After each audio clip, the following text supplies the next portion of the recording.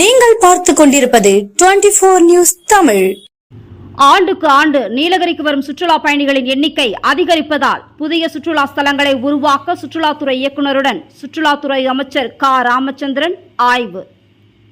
இயற்கை எழில் கொஞ்சம் நீலகிரி மாவட்டம் உலக அளவில் சுற்றுலா ஸ்தலங்களில் பிரசித்தி பெற்ற மாவட்டமாகும்.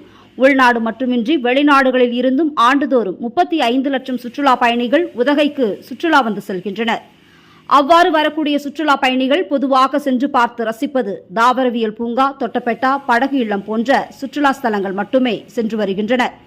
இந்நிலையில் தமிழ்நாடு அரசின் சுற்றுலாத்துறை சார்பில் நீலகிரி மேலும் பல சுற்றுலா ஸ்தலங்களை உருவாக்க சுற்றுலாத்துறை அமைச்சர் க ராமச்சந்திரன் தலைமையில் சுற்றுலாத்துறை இயக்குநர் சமயமூர்த்தி IAS, மாவட்ட ஆட்சியர் மு அருணா ஆகியோர் பல்வேறு பகுதிகளில் ஆய்வு மேற்கொண்டனர்.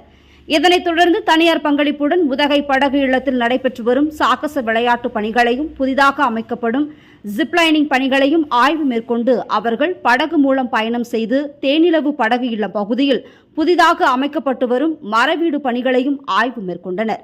இதனைத் தொடர்ந்து பேசிய அமைச்சர் க ராமச்சந்திரன், உள்நாடு மட்டுமின்றி வெளிநாடுகளில் இருந்து கடந்த ஆண்டு 23 கோடி சுற்றுலா பயணிகள் வந்த நிலையில் இந்த ஆண்டு 32 கோடி சுற்றுலா பயணிகள் தமிழ்நாட்டிற்கு சுற்றுலா வந்துள்ளதாக கூறினார்.